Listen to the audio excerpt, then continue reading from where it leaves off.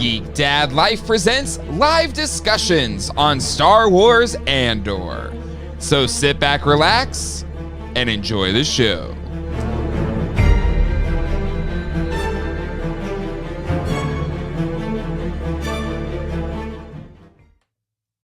Hello, everybody, and welcome to live discussions on Andor. My name is Jay, and with me, we have the triumphant of Star Wars talkery. It's my good friends, Ralph and Matt. Gentlemen, how you doing tonight? Good to be here. So I was running along with the music at the beginning. It's very intense. It's like dun dun dun dun dun dun. Very authentic Star Wars music. It's hard. It's really hard to find Star Wars music that sounds like Star Wars but doesn't sound like phony Star Wars. It's the worst. You know what's worse than that is finding something like this in Star Wars and being like, oh, I know what that is. like you're like, I own that. That happens to me too. Oh, come on. See, that's Ralph. This is an actual thing they turned into. Yeah, and Matt's here with legitimate props. Props to Matt. This is a Starfinder Galaxy thing, I guess. So. But it was like an old camera, right? Like it was. Yeah, it was an old Polaroid. It was an old Polaroid camera. It was in Obi-Wan, the Obi-Wan series where there was a prop, and it turned out to be some sort of like weird, like electronic game, like football game from the 70s. Mm-hmm. Oh yeah. And so as soon as I saw that prop, I'm like, that's something. I don't know what it is, but it's something. Every 70s year old, every kid born in the 70s had those things playing around, and you just pretended to use them as such. So now we just have filmmakers actually doing that. I kind of like that though. You know, I mean, the original lightsaber was a graphics flash, you know, and so. And if you look in Empire Strikes Back at the close up of the this lightsaber from it says graphics on the bottom. It says New York City. Yeah. Oh, nice. Like you can see it. New York City, Coruscant. That's where they make salsa. I do want to say hello to the chat. We got toying around here. They do a fantastic. They cover Star Wars as well on their channel, so check it out. As well as great toy coverage. Toy Gigasaurus is here. Jeff Morris, Stevie Apple. Stevie says, "Hey, I'm 70s years old." Thank you. You know what I'm talking about. Just under the wire. Just under the wire. Yeah, I think I'm the 80s-year-olds, but you two are 70s years old. Mm-hmm. I'm 3 months older than Star Wars. I'm 3 months older than Star Wars. So I'm the What authority. does you sound like? I'm the authority on Star Wars here. Oh my God, Ralph, how you doing, my friend? You've been battling the kidney stones. I appreciate you being here. Yeah. So last night I was up until 1. You have to get too graphic. No. I was up until 1 a.m. and then got up at 5:30 to watch Andor, just because that's a good time to watch it. No other reason. I don't have any show to promote that airs at 7:30 on Wednesdays. But actually felt really good today. I have a little bit of soreness, but or PM or Eastern Standard 7:30 a.m. Pacific time. Okay. Mm-hmm. All right. Pacific time. Specifically Pacific. Yeah. I've heard good things about said channel. You know what? Can I just say honestly, in all honesty, like I really like our show that we're putting out. I really do. Me too. I love what I do with Jay here. This is awesome. What I do here, showing up with Jay. Thank you. I appreciate that you recognize what we do here. I flipped it. This show's okay. This show, I listened to your last Andor. You guys missed out last week. What? I don't know what happened last week. What happened last week? We were both like out of it. Both me and Jay were knocked out. I got sick on Wednesday, and so I was trying up to the last moment. I was just like, nope, it's not gonna cut it. And then you were sick on Thursday and had to back out, right? So I was like, let's just F it. Let's just not do it this week. We'll just come back next. I was the only person that was like, can we please talk about Daddy Mothma? Okay, let's Go ahead. But I wanted to say, I listened to your first episode, Mm-hmm. which covered the 3 episodes of Andor, and I was just like, Yeah. you said guys you had in beefs your with it, if I'm remembering correctly. No, I had beefs with you guys because I could have been, and you haven't heard this because you don't watch After Dark because you're not a subscriber to Patreon. But Matt, okay, so I was mad because first episode, I said I can do it Thursday. Mm-hmm. Do it Thursday. I'll cover all 3 episodes, and that would be great. And Jay said, well, Matt can't do it that night. He's got something going on Thursday. So I'm like, okay, so Jay's got a choice here. Do it Thursday with me or do it Wednesday with Matt. And he chose Wednesday with Matt. And I was like, fine. Really, I was like, fine. He wants to get it out early. No, I'm mad at you because the reason why you didn't do it on Thursday, because you were on a podcast that you would quit. Yeah, for sure. Legit. Wish I would have stayed. I'm like, wait, this is the reason we're not doing this all together? No, hold on. I got to clear the air. Not only Jay had a softball game to go to or something. I had my son's baseball game. So I think it started at 7:30. Got done at Go 8. Red Sox? The Red Sox. By the time kids are all, it's like 10 o'clock. So I was like, there's just no way I could. Yeah. Jay would rather watch the Red Sox baseball team than talk about Star Wars with his friends. I'm not going to miss it. I root for the Red Sox, sure, Jay. Let's let Jeff Morris bring us back on topic. Yes, Over-under for when Mon Mothma files for divorce. No. Let's just Papa start with Mothma's Mon dying. Mothma then, right? Because we're here to talk about episode 5, but we didn't talk about episode 4. Divorce. But last week introduced Mon Mothma for the first time, which I thought was really cool. I like this actress' portrayal of Mon Mothma, and we got to see. What did you say, Daddy Mothma? Was that what? Because Don Mothma sounds kind of weird, but Dad Mothma. Like sure. I don't know. I always thought it was Mom Mothma as a kid. Dawn? So Dawn? Dawn. Yeah, it just seems weird. It's like I'm the Dawn. Anyway. Yeah. Okay. Stay on topic. You have. Like I don't know, like just discontent. All is not well in the. What's Kellyanne Conway's husband? Is it George Conway? Yeah. Yes. Something like that. Yeah. It's kind of like that, where he's like publicly totally like anti everything that she was saying. Not to make this show political, but it's that kind of dynamic.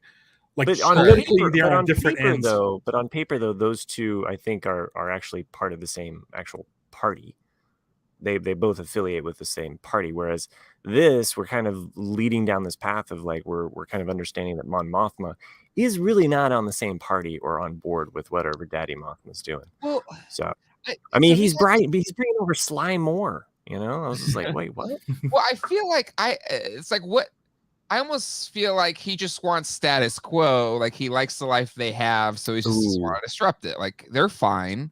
They're senators. Like their oppression works. You don't have to fight over the worst of the worst. But I think he did that because he hates his wife.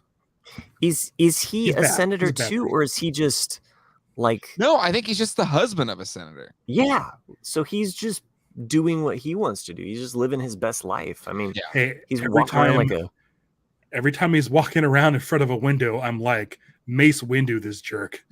Just send him flying. Just out the window. And some droids will patch that window up in no time. We saw it in episode 2. Little man bun thing. Like, it's so arrogant. He had the faux Jedi robes underneath the Zen garden. Like what are you sending mixed messages here? And the thing is, Jeff, I would agree with you, but he's not good looking. He's not arm candy. Mon Mothma's way out of his league. You need to hit that eject button on that. Okay, but they have a kid shuttle together, though. But that's okay. So then the whole thing with the daughter, the thing with the daughter made it interesting because then it felt like okay, like they're the husband wife relationship's shot or whatever, right? But then the daughter is almost like you care more about your rebellion than you do about having a daughter. That's the vibes I got from that, which I thought was interesting. Ixnay on the rebellion, Oh yeah, sorry. We don't even use those words. Yeah, that guy shouldn't be involved. Shouldn't know anything about her goings on as far as that goes. It definitely I guess raises the stakes, and maybe, I don't know, like for the first time, like she feels like a real fully developed character who has motives and a whole other life beyond this one throwaway moment in Return of the Jedi, which, as kids you're just like, who's this person? She's like, a female. Those don't happen in Star Wars. Yeah, there's another second one of like stature, right? And her name's Mom, so she clearly gave birth to this entire rebellion. Sorry, am I reading too much into it? Right. Great Jedi in the original trilogy in Rogue One, Mon Mothma is always seen always underground. Daddy Mothma gonna find out and betray her by series end, or the daughter betrays. What do you think of this? That's because it's true. This is a different side of Mon Mothma that we're seeing, right? We're seeing everything we've seen after, or at least in Rogue One and Return. And I know she's in Clone Wars and Rebels too. I don't remember her in Clone Wars. She's in Rebels then. She's definitely in Rebels though, and there's some key moments with her in that. So it's fascinating to see how much she is living in secret, or even in this the first scene that we get with was it Luthen? He completely changes different hair, different. Oh, I love that scene. Right. And they have to, everything has to be in this super code, and then even in this episode, it's like, what's this new initiative you're doing? And it's like, well, it's charity. I didn't think you cared about charity, but clearly this is funding whatever this heist operation is. Right. And just seeing how tense the whole situation is with Mon Mothma is so stressful to watch. I can't handle it. What do you all feel the same way? All right. I feel like she's strong enough to get rid of this dude. Which is a sacrifice for. I feel like it must be. It must be. No, I think that the tension around all of these characters, though, like the tension around her and her life in the Senate, then the attention around Andor, and then of course, we see what's going on within the ISB, and so I feel like all of these characters, everyone is looking for their betrayal. Everybody's looking for who's going to stab them in the back, and that thread goes throughout all of these characters. And I think it really heightens that like sense that, the daughter could betray her, so, or let it slip. So, and since we kind of know that there's a season 2, so I feel like there's a little bit more play here where I can watch these moments with characters like Cyril, and I can think, who, by the way, was eating cereal. If that's not lost on anyone. Yeah, I want that little globe Earth cereal that he was eating. It's mud, and it was like brown and blue. No, it was like blue and green. I thought it like blue and green. It was gold and white. No, it was like a blue. It was like a blue and black. It was like I saw blue and black. I saw blue and green. All right. Swear to God, it was blue and green. What are you talking about? I thought it was like brownish. And they clearly it was like it was half chocolate, half Cocoa Puff, half Crunch Berry. Somebody got their oops in this. Yeah, I think they had. Who makes that? General Mills? I don't know who makes it, but no, Captain Quaker Oats. Quaker Oats makes Captain Crunch makes it out in the ocean. He collects it. It's plankton eggs. You don't know that. Sea berries. It was blue milk for sure, but I could have sworn I saw blue and green. It was like a brownish color. These are the things that we want to get to. I mean, it's not, these are the important it's not about character development. It's funny because it's the they never is the thumbnail for my episode today. I almost show did it, and live then I saw action Star you Wars. did it, and I was like, I can't copy you. I know they never showed her family in Rebels. No. Yeah. So just her, and mint choco chip. Yeah, that seems like what the color would be, or maybe that blue is for blue raspberry. Like jazzberry. Anyway, or it's milk. It's milk chocolate. Point is that cereal though, as a character, Cyril, I think is interesting because perhaps where his character ends in this season, if he does end, or where he might go in season 2, because I start to now look at this as we could get so much more development out of all of these people. Well, He's snowed. what I find fascinating with just how this season is laid out, it's like 3 episode arcs, right? And a director does 3 episodes a piece. So this is the middle section of this 3 episode arc. Clearly, the next one's going to be the actual heist. Like all the action's going to happen. Oh man, I hope it's not foggy for when the celestial event happens. You know, in this last episode, I was like, it's way too foggy. They're not going to see this. It's true. Yeah. The way I described it, I just want to see it just because it sounds like it's the most beautiful thing in the history of the world. Right. You don't mention a gun in the first act and not deliver, right? Yeah. Oh, they're gonna show it. Right. Yeah, they're gonna show it. Okay. Right. Even the 2 privates on the docks want to see it. Mm-hmm. Perfect distraction, right? Mm-hmm. But let's spend some time here on Cyril. Okay. Anything else you want to say about Mom Mathma or anything in this? Any other theories? She's great. I love her. She's awesome. I love her house. It's amazing. Like I want to live in that set. So it's weird being on Coruscant again. Yeah. It is like we've spent so much time on goddamn Tatooine. And Jakku. Yeah. But Tatooine, though, yes, for the last 2. No, we're not going to Jakku. Why does everyone want to go to Jakku? Hey, it got a name drop in this episode. Yeah, it did. So. And the problem is like that's all I remember is the line, Finn's line. So I'm like, wait, what was Jakku? Oh, that was Jakku. Okay. But where was I going with this? I forgot. Just being on Coruscant is interesting. It's such a different feel.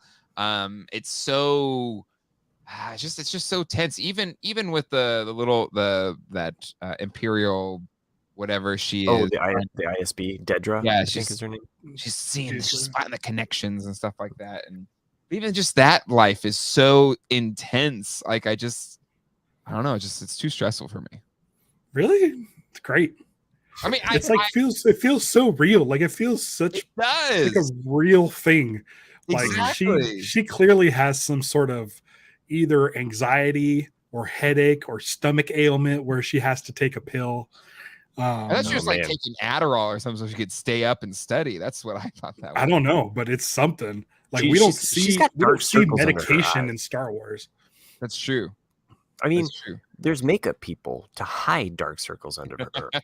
You know what I mean? Like legit. I was like, wow, she's really got that sunken eye look. And by the way, her assistant straight up could play a young Tarkin. Like, as soon as I saw him, I was like, cast this man for a young Tarkin. Very Tarkin features. Yes, they already have a young Tarkin. Well, yeah, up at ILM. This Tarkin beats that Revenge of the Sith Tarkin hands down. Oh no, I was talking about the one up in ILM in the computers for Rogue One. Oh, I see what you're saying. I guess he wasn't young. He was younger than he was in Star Wars by a couple days. By a week. Hey. Next week we'll have our top 10 Tarkins for you, okay? The worst is though Revenge of the Sith. Like that one. Bottom. Well, at least they didn't linger on him. George Lucas was smart enough to just kind of like, okay, here he is. He just got hit by some bees. And he just got a lot of bee walking away. It's like it looks like he got out of the makeup truck from Dick Tracy. Like he just prune face with something. Oh man, Tarkin face. New Dick Tracy villain. God dang, Jay. Okay, just a bit of a side note. I was listening to Blank Check. Deep dive. No, I was listening to Blank Check, and they were talking about Sam Raimi. And they're talking about Darkman. They're talking how Sam Raimi should have directed Darkman, and Bruce Campbell should have directed Dick Tracy, or should have been played Dick Tracy. Sure, absolutely. And now that's all I'm thinking about is Bruce Campbell in Sam Raimi's Dick Tracy, and I want to live in that world. It won't happen because what's his name? Beatty. Well, it's kind of too late. But can you imagine 1991 Bruce Campbell as Dick Tracy? Oh, perfect. My gosh. Oh, jeez, Louise. Perfect. Anyway. That's definitely get people living in Berlin risking their lives to undermine the Nazis' vibes. Absolutely. Oh, yeah.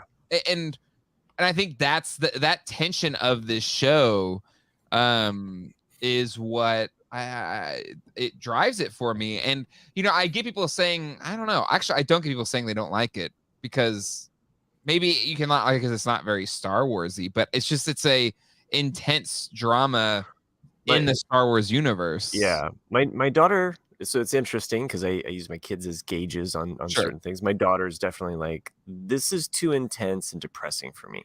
Mm-hmm.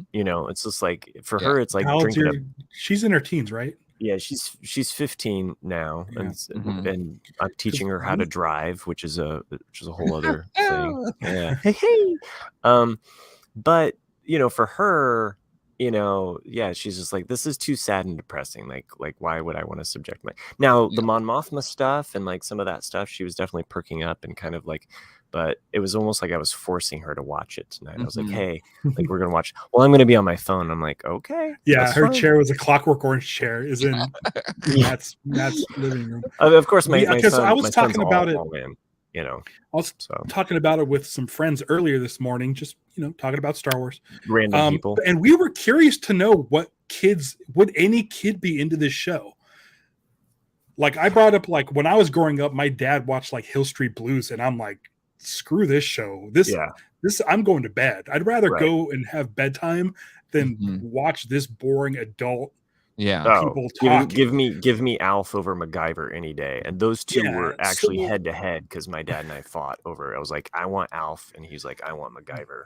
I mean, it was I did watch both. Well, I was wondering like if kids would enjoy it. Jay, are your boys do they have any interest in it? Alex, who likes Star Wars more than Zach, he like if I'm watching it, he'll be around, but he doesn't like if he has to go to the bathroom, he's like, pause it, Dad. I'm like, okay, I'll pause it. Then he comes back and then he's just like kind of half watching it. So it hasn't there hasn't been the baby Yoda in there. It's like he perks up when the TIE fighter flies by. Exactly. Right. Exactly. Yep. Just check in the chat real quick. Bruce Campbell missed out on smooching Madonna. Damn. It makes me sad thinking about it. I thought about it for the last 2 days. What's that? I thought about it the last 2 days, and it makes me so sad. That the studio would have never had that happen. They wanted Pacino. They wanted that big name in there. Like coming out of Batman with like Jack Nicholson. They wanted that. Casey's a fascinating movie. Raimi could have done it. Katzenberg was like, "This is going to be our Batman." It was a successful movie, but it just wasn't Batman. I was excited about the action figures at the time. I thought they were really cool. Action figures. Yeah, the Playmates ones. Yeah. Yeah, I liked those. Those were fun. If John was awake past 8 o'clock, he'd be like, "You talking toys?" Yeah, that's my favorite. That's my favorite running gag in the chat. Talking screens. She-Hulk the next day has been a great upbeat palate cleanser for the morning. Yes, I agree. It is. That's a really good point, Nick. Yep. I think you mentioned that we were going to do a Screen Geeks at the end of She-Hulk. Yes, yes, we are. Please, let's do that because I love She-Hulk. I know Screen Geeks is a different thing, but if you ever want me to talk, it's up to Ralph. We're going to do it on a Thursday, unfortunately. I know you have plans on Thursdays. You have running plans to be on the podcast. You quit. I don't know. I left after last night. I just left a bad taste in my mouth. So. Oh boy, we're having a fun conversation after we go off air. MASH. Absolutely. By the way, the more the merrier. Well, yes, we're doing a She-Hulk retrospective once it is complete, which is soon, right? Maybe 2 weeks left, something like that. I have no idea. MASH equals instant channel change. Okay, I used to change the second cartoons turn to the Suicide is Painless. But then I became a fan. I actually love MASH, or at least the first 3 seasons of MASH. I was okay with MASH. The one that I hated the most was the theme from Taxi. Seeing that Taxi on the bridge, that song depressed me. Wow. It's still I feel like one of the most depressing openings to a comedy ever, and I would just bolt. I'd rather go. I always liked the end where it was like, "Good night, Mr. Walters." I loved that. The outro. You know what I'm talking about? The stinger at the end. It says, "Good night, Mr. Walters." Okay. Anyway, any 70s kids out there? I'm in 80s. I'm in 80s years old. All right. Studio Henge. It's funny because Cyril could go either way. If the Empire empowers him, he'll become a horrifying villain. If it runs him over, he could end up joining the rebellion. That's true. I love this take, Studio Hedge, because for me, I'm like that was the one thing in this episode I thought I was like, where is this going? Because this is kind of like, I want to go to these other storylines. This thing is pathetic, which is his whole arc anyway, is being pathetic. So but it's intriguing because you don't know, right? Yeah. Because he can literally go either way, and it's all depending on if somehow he finds out that he's tied with Luthen and Luthen can get him there, or if Deidre can get him there. See, that was the other thing. Both of those storylines involve Andor. Yeah. And they're both on Coruscant, Luthen and Deirdre. Yeah. So they're right. He's right there. Whoever gets to him first, that's the side he's going to, but only to get Andor, because clearly he's obsessed. Well, yeah, he still has the hologram of Andor at the end of this one. Weirdo. Like, you know what he looks like. You don't need to look at his. We had the blurred out action figures on the desk there, and then he holds up the hologram image of Andor. If next week he has mashed potatoes and he's carving a sculpture of Andor, it'll be out of cereal and that blue milk. He's like, Mom, I don't want to talk about Uncle Tupelo. This means something. That's Matt, a Van Morse. Where do you see Cyril going? Like needing more cereal or joining the rebellion? Cereal. I think he's gonna connect with Deirdre. Okay. Deirdre. I think he's gonna connect with her. So I think he's got this thing, and he wants to go to someone, and I could see him kind of like. So I think it's more interesting if he goes rebellion side. Yeah. So I could see him in both uniforms. I could see him easily in an Imperial officer uniform, and I could see him like in the rebellion. And I can't. It's really intriguing because I don't know who this character is, and it's not like I know he's gonna die in blank. Yeah, So like, I'm super interested in seeing where he goes. By the way, that is also the criticism from my daughter, is that I know what happens to Andor, and I know he dies, and his story is sad. So adding more sadness to him makes him even more tragic to her. So she's just like, I don't know why I'm watching this kind of thing. But like, for her, it's kind of cool seeing him. I'm just here for the money. Yeah. But it is interesting and then he's like scolding Miss Rebel. What's her name again? I'm like, anyways, Jin or so. Oh yeah. But it's like, I've been doing this fight since I was 6 years old. I was like, were you though? Well, I mean, the Empire may have destroyed the mine where his family that would was. have been the Republic, though, because it was before the Empire. It was the Republic. Yeah. Sorry. Anyways, I thought the same thing. I'm not gonna get nitpicky and say that's like, a fault, like it's ruined. I'm sure they'll explain it, but that's why I kind of like seeing he is not bought into the cause, right? So this is him probably getting fully into the cause, like maybe subliminally he is, or he's not showing that, but it's just fascinating to see him in this scenario where his way to gain trust with this group of rebels is to say, I ain't in it for your rebellion, I'm in it for the money, pulling a Han Solo here. And I don't know, I find that interesting. I really thought that was a bit of a lie, truly. I thought there was like, he's everything about Andor is about holding things back, or these secrets that he kind of even keeps to himself. Yeah. Thus the logo and how his name looks on the thing, the secret O and all of that stuff. Yeah. So I do think that there is a part of that he's not telling the truth. And we see that with Luthen. Like Luthen isn't completely telling the truth either. It's like these lies within lies.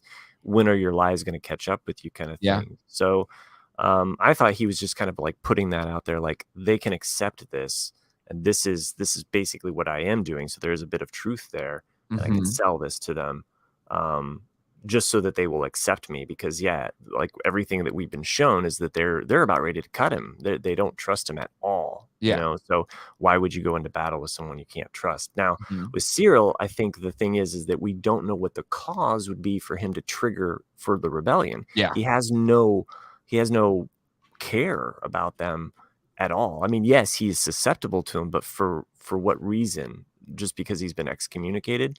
So anyway, that would just be my thought, is like, because this episode clearly laid out the causes of each of these players as we go into this final battle, which I liked.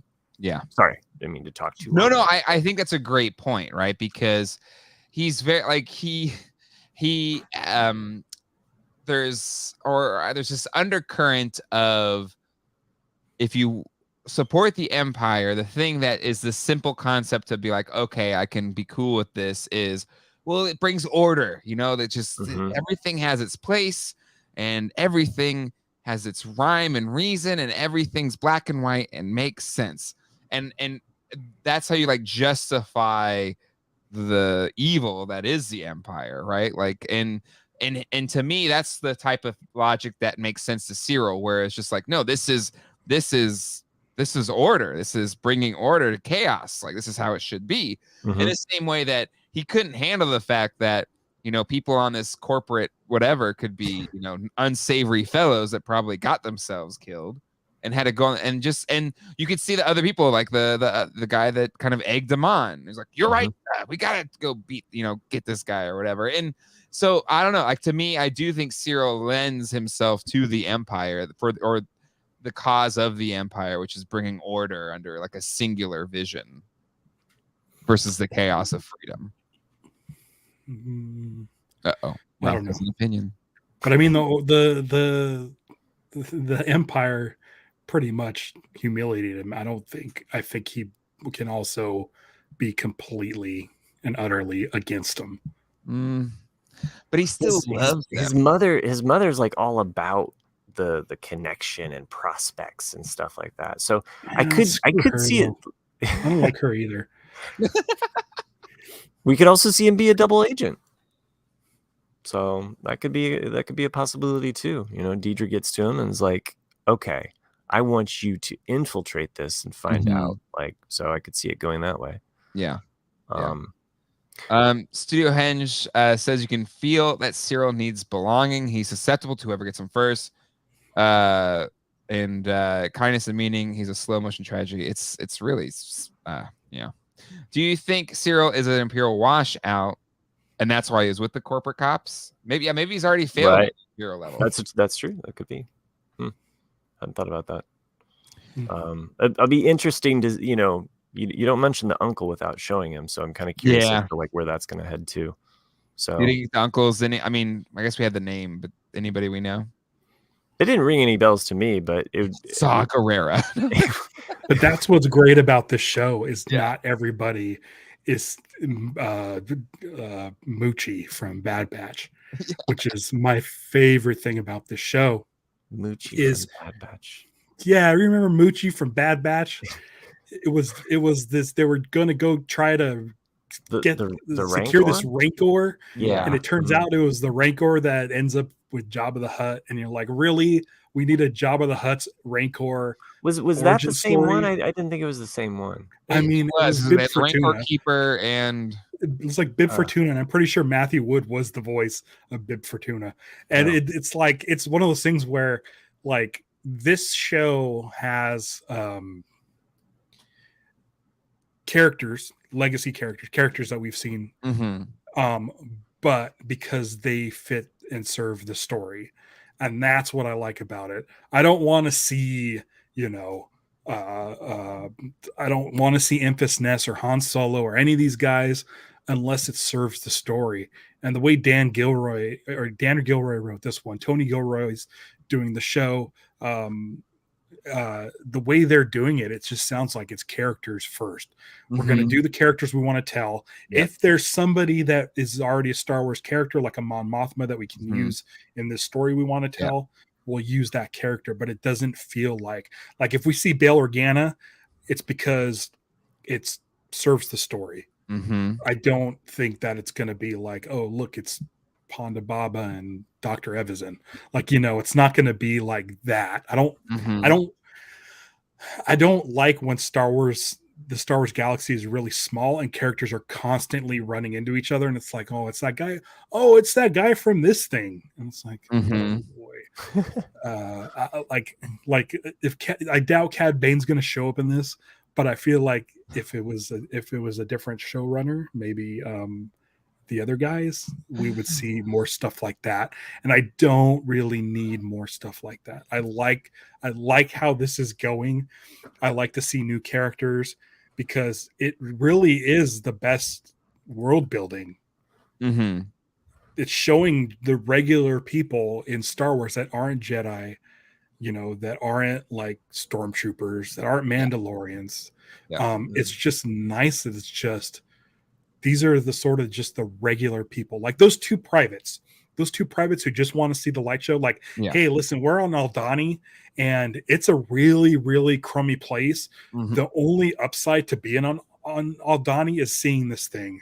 And it'd be great if the more people that can see this thing, like it would really lift our spirits. Yeah. And that's not evil Empire guys speaking. Yeah. That's just two dudes that joined up in the army and are probably getting, an army pension, or they're getting, they're making their way to advance so they can like build a life with after they serve their time.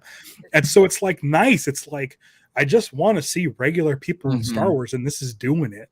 Yeah. Yeah.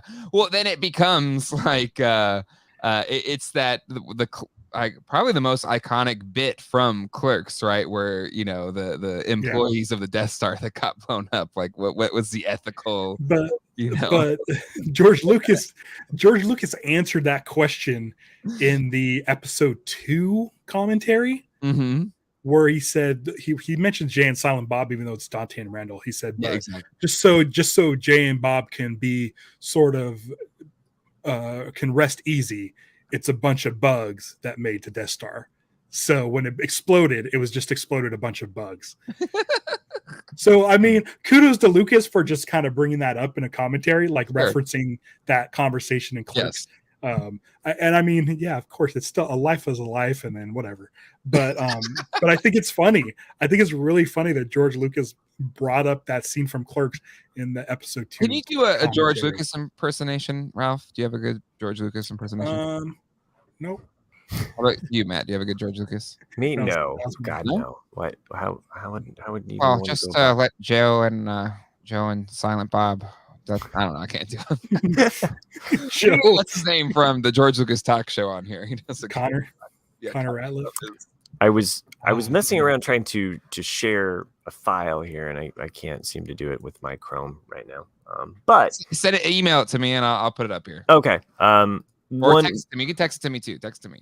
Okay. I'll do that. So, Jay, you have a Mac? I have a Mac. Yeah.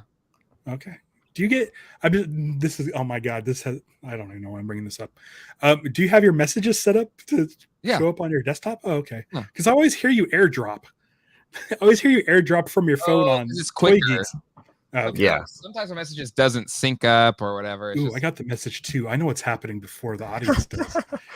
I just love this shot. It's like one of my favorite. It's like a little painting. It almost reminds me of a painting too. So maybe it is. Maybe it's based off of that.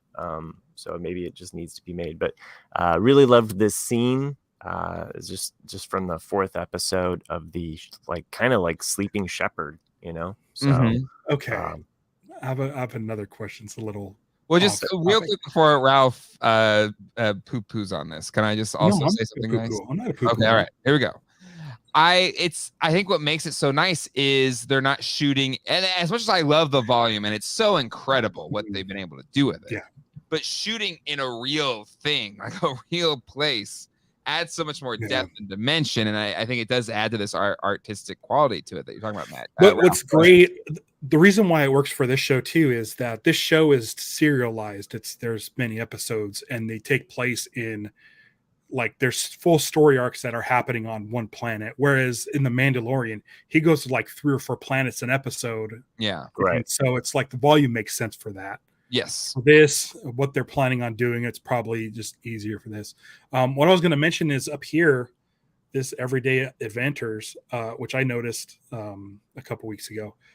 You're on TikTok and you're doing paintings, right? Is that you painting? I draw. I use markers and color and basically. So I thought about so that. do it. Yeah, I know. Do it. Paint it. I want to see it. It would look fantastic.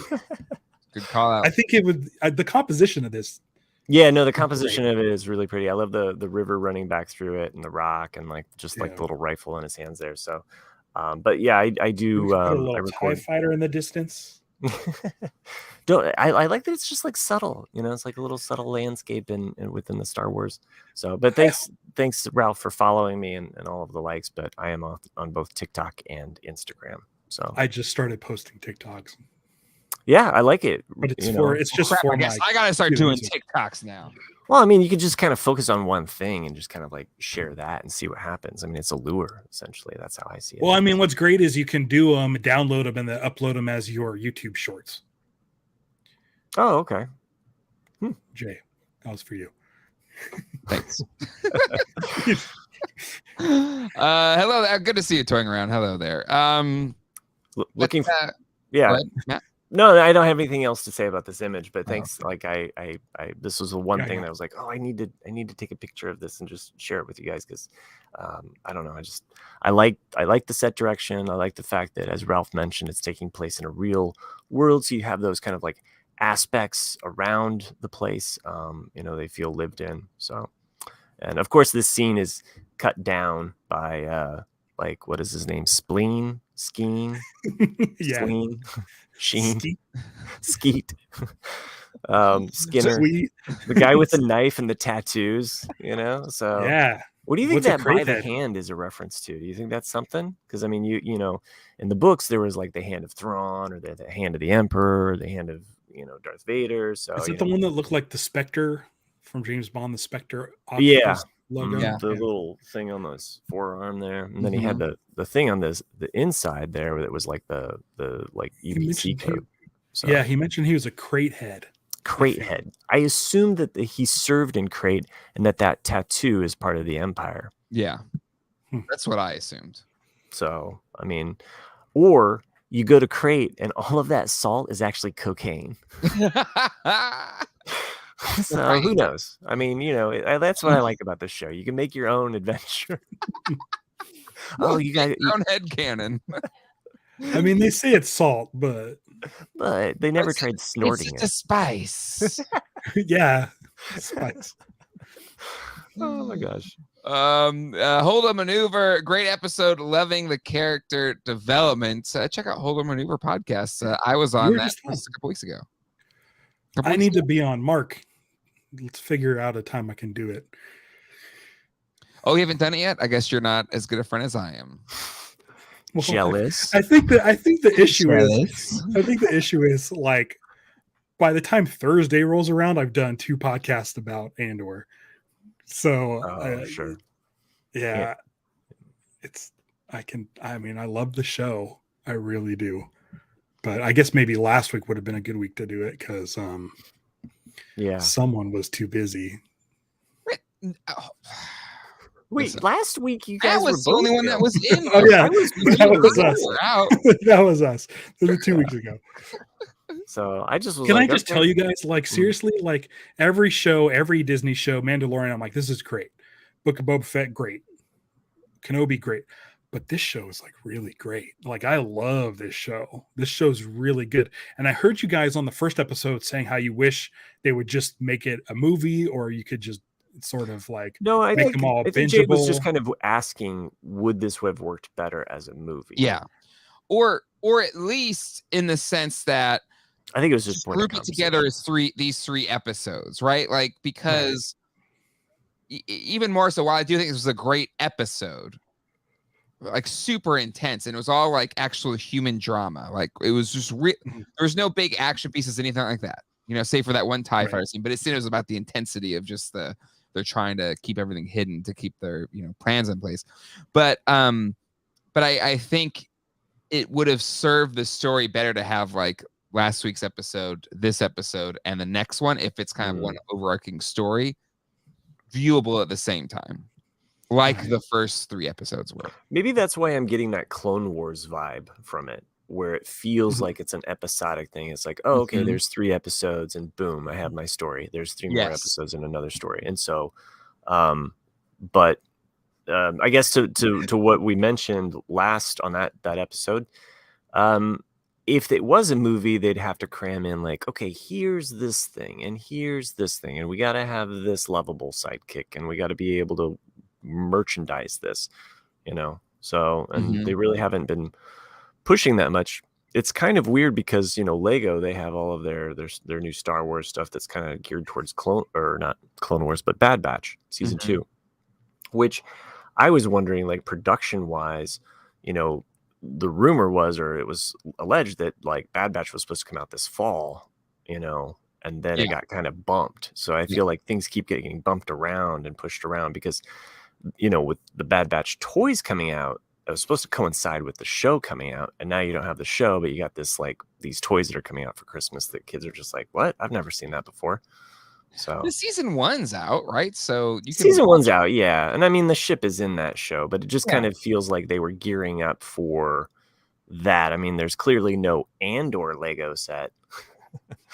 So Andor comes with a room to talk to another person in. Like, so talk toys. Zero action features. Yeah. Let's talk toys just for a second. In that, the Hasbro PulseCon, they had the Star Wars team, and they showed all these Andor toys.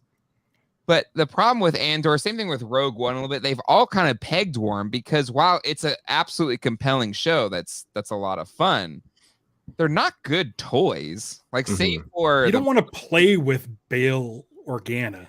Yeah, exactly. And so I don't necessarily need toys of Cassian Andor. But that Mon Mothma's sort of limo speeder, that thing is awesome. Yeah, that was really cool. Like, that should be some sort of a HasLab, like kind of a, like, listen guys, like it's a limousine with Mon Mothma, and you can get, it comes with the driver, and then there's like a Mon Mothma with earring action. You can take the earrings out, and I went Luthen's gallery of antiquities as well. Scott D brings up, I want a Hot Wheels Star Wars Starship Select diecast ship of Luthen Starship.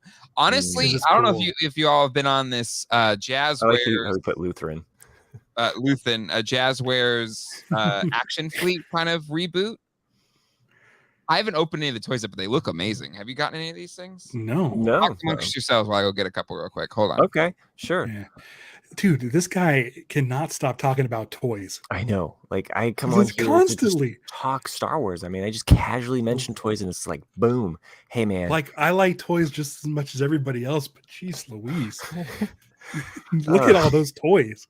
He's got a San Diego chicken next to a Skeletor. Like, that's a pretty diverse, like, bunch of toys. I like that he's got that. He's got that Sentinel. He's got the X-Men Sentinel right below his DC guys. Like, come on, dude. Yeah. You're like mixing properties. I never played with those kids, and that's why we love Jay. Yeah, thanks. I would never do a show without Jay again. Hey, listen, nobody better bring up anything we said in the chat. Jay's gonna have to listen to this on the Patreon audio feed. All right. We did a little bit, I guess, but so these are Action Fleet. Okay. Yes. So this is the original Micro Machines Action Fleet, right? Okay. Familiar. So you're familiar with it. Mm-hmm. I have a snow speeder somewhere over here. So,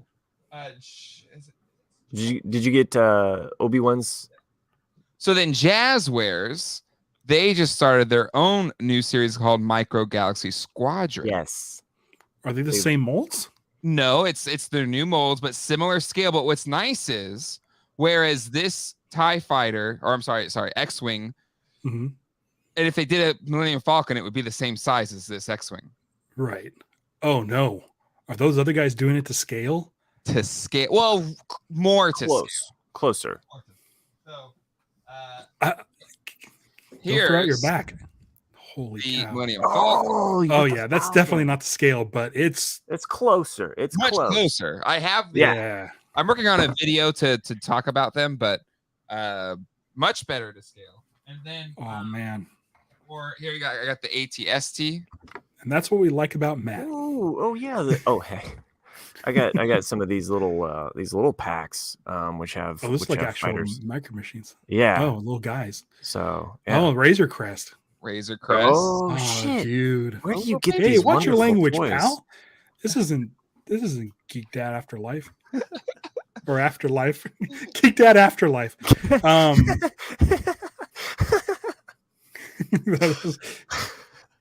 So anyway, my next big video review of that. Okay, so I'm at Geek Dad After Dark, Geek Dad Life After Dark. But are they doing a blockade runner of that? Whole pack. I bought a whole pack. I spent $100 on this to buy the whole set just so if I could get any Chase variants. Yeah. Chase variants. That's how it is, huh? Yeah, So I guess there's. dude. I don't know. I bought a whole bunch. I only bought 2. That's the best thing to do. Did you open them? Did you open them yet? I haven't done the video. No, not Jay. No, Matt. Did Matt open I'll your go two? ahead and open this one. Ooh, hold on. I'm gonna make a big screen. Hold on. Big screen. Here, I'll go ahead and open this one right now. Let's see what's in here. Just peeling back the tape and trying to. If I were John, I'd be so mad at us right now. What's that?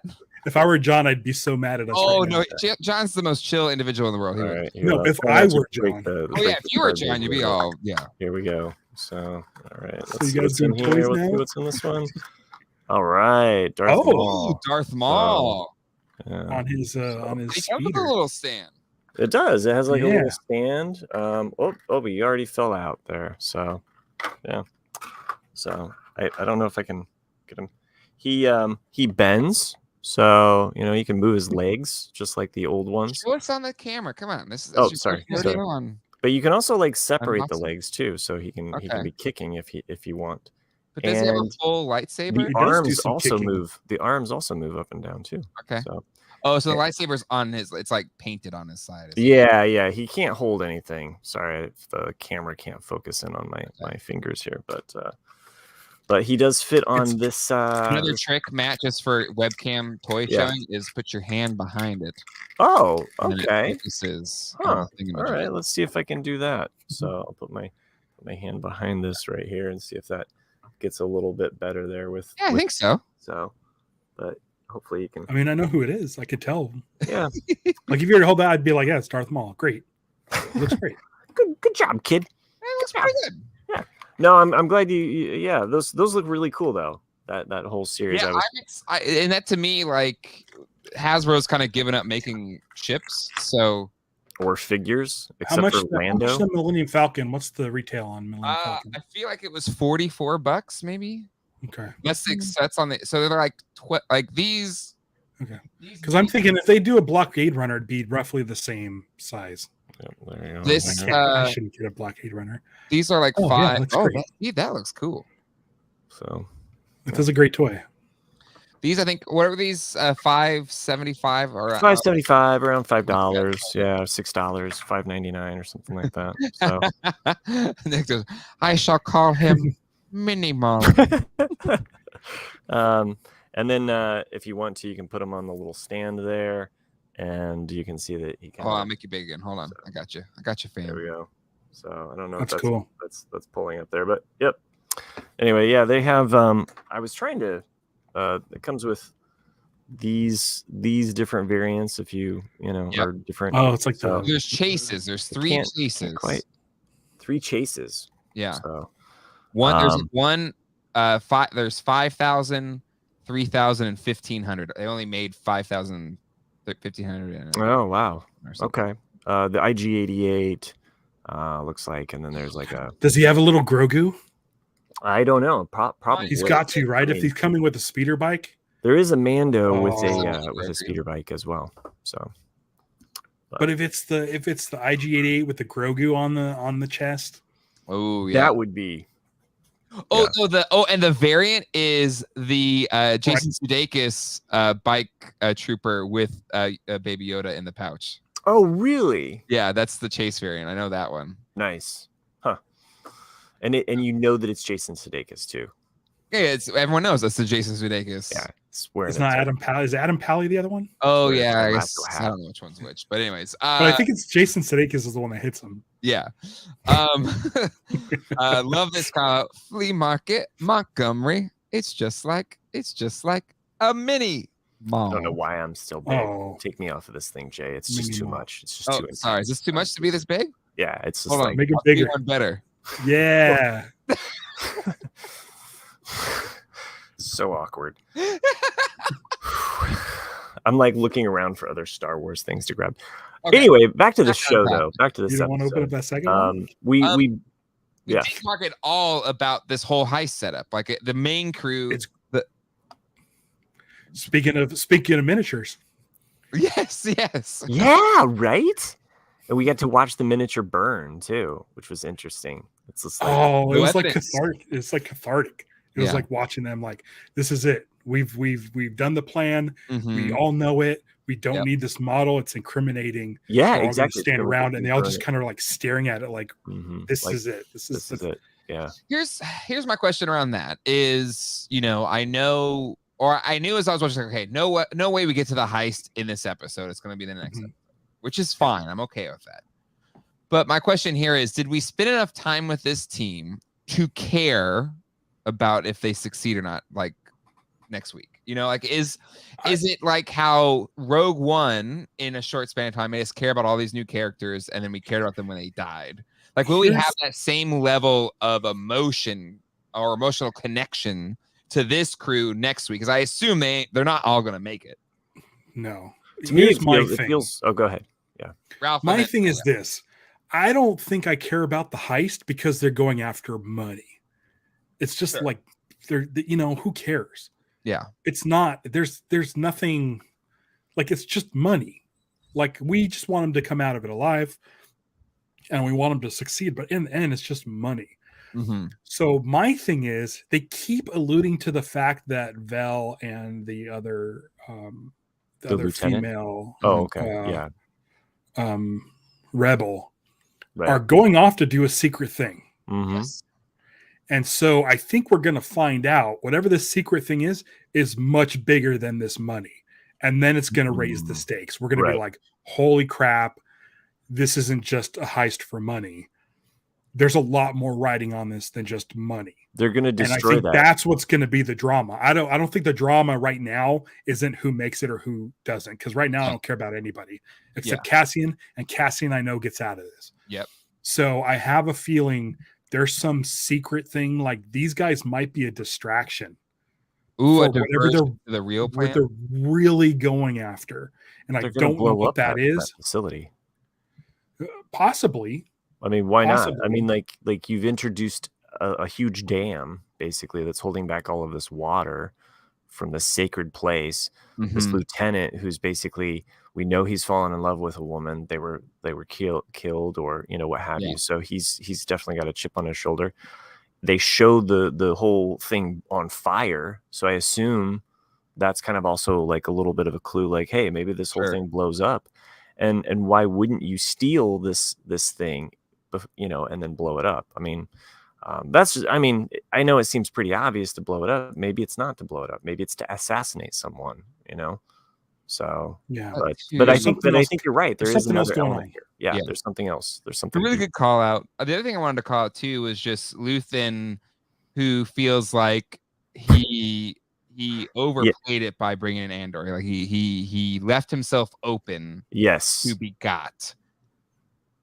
Does it tie into this idea that you're bringing up, Ralph, around the two ladies and whatever their part of this mission is? Like, does it tie into that, or?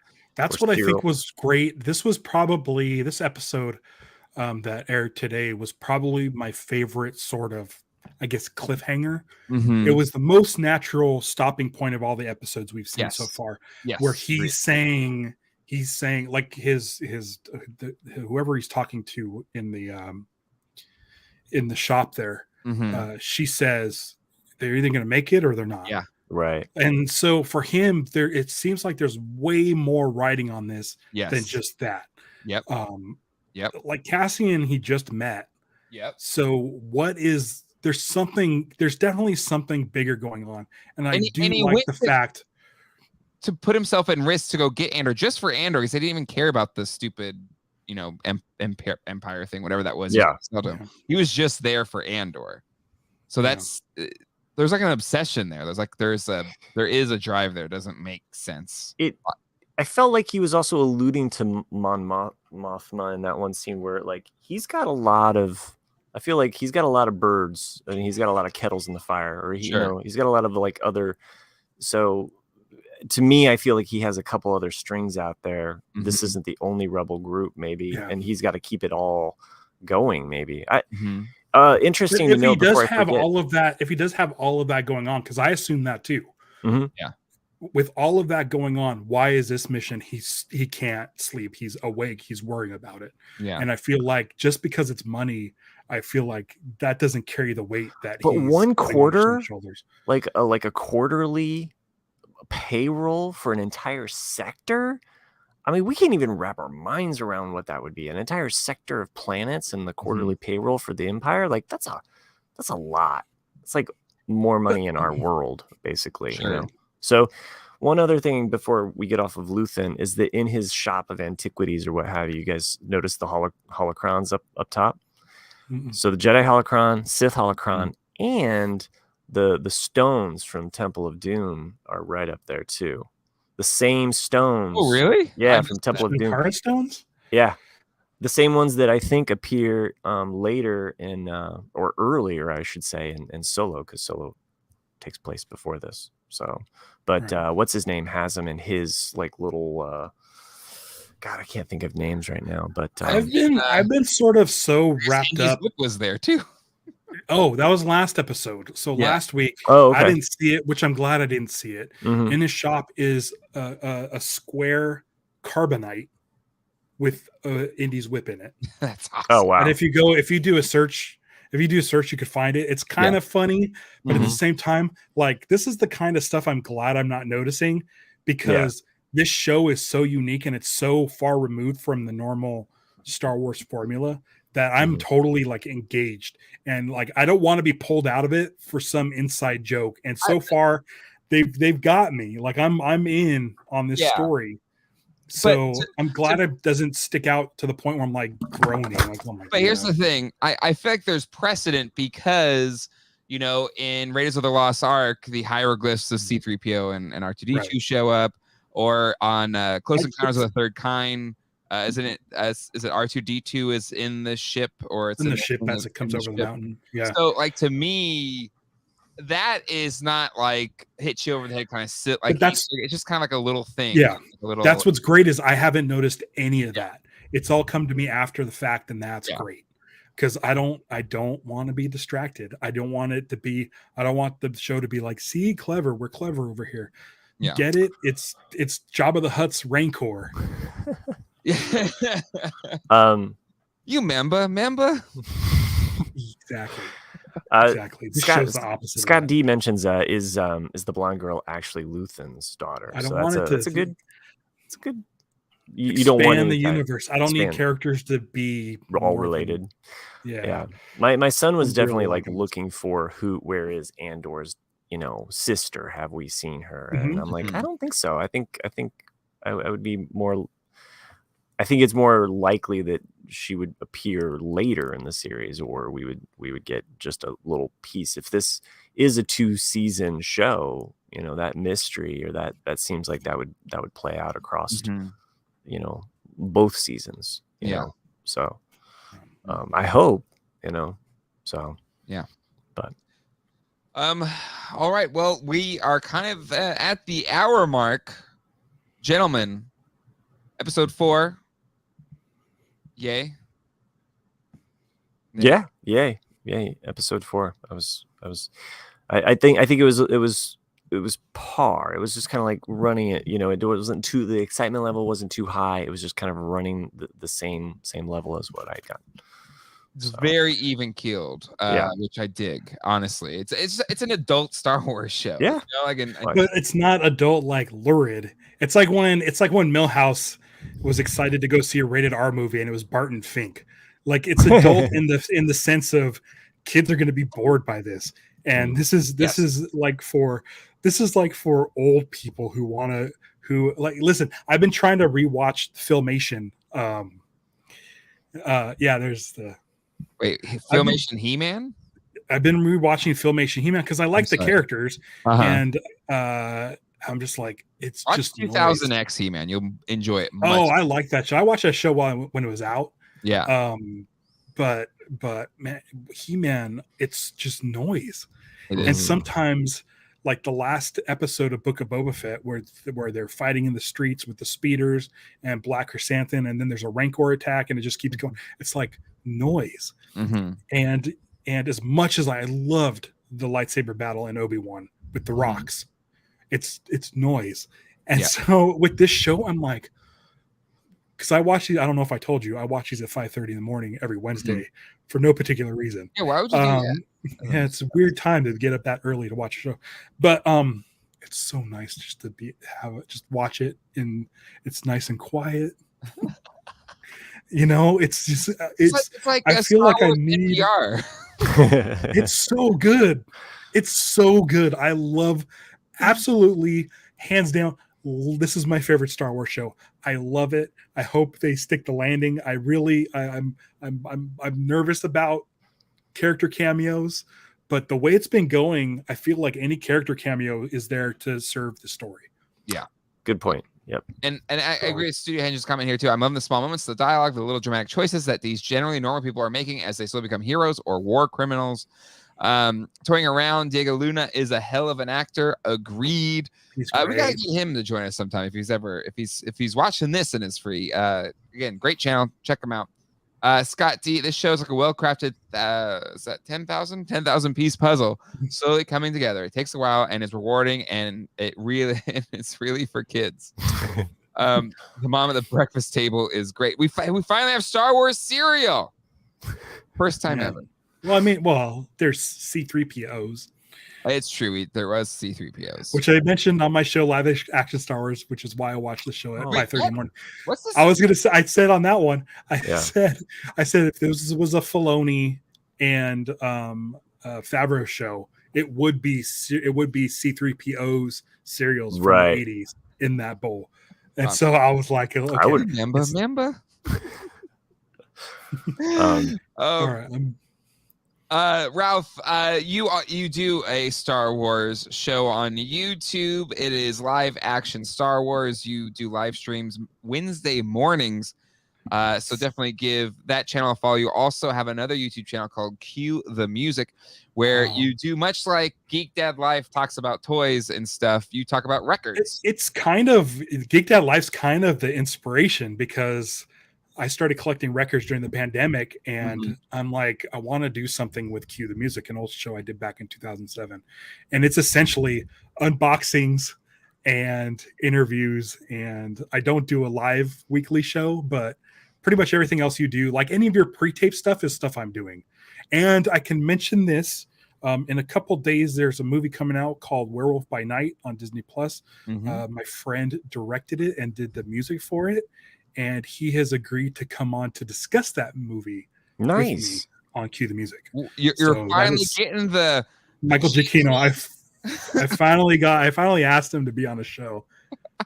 So. Well, that'll be a great interview. I am sure. Giacchino's just a straight good dude. So excited for his directorial debut. And I hear is there going to be a Casino Skunk cameo somewhere, maybe, or at least just a very subtle? It's out there. The movie's out there. I shouldn't say this. I saw early cut a while back, and there was one shot where you could see my name on a crypt, my first name. Nice. So keep your eyes. So we'll see the final cut. I'm seeing it Friday on the big screen.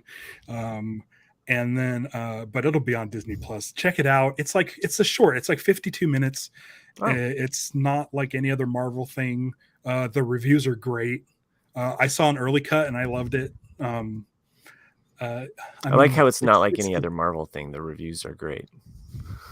Like you put those two things together. So. But yeah. It's I think it's a comment or a period. Okay. I think you'll dig it. It's the perfect season for it. It's like a Halloween special. It's like imagine Rankin Bass, but with blood. It was Ralph Boner, not Apple. There you go. And Matt, as we mentioned earlier, you do a TikTok where you use your artistic skills and draw on the regular at everyday_inventors. Yes. More Beck music, by the way. What's that? I require more Beck music. Oh, I like to mix it up. I don't like to repeat. I do. Listen Okay, to a lot of Beck here's the stuff. thing. If you do the drawing of the kid on the rock on Aldani, if you do a recreation of that shot from Andor, okay, please for that do Beck. Okay. I'll see what's available on the, sometimes I go to TikTok or I'll go to Instagram and I'm like, oh crap, that song's not available. Really wanted to use this song or the way what's so fun to do is the default on my Instagram stories. If I can't find anything or don't feel like, type in Home Depot and they have the music that plays on their commercials. Why would I do that? I would never do that.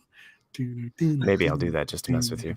Anyway, check out my drawings. Great. It's I appreciate any likes, feedback, or follows. So there you go. Yeah, awesome.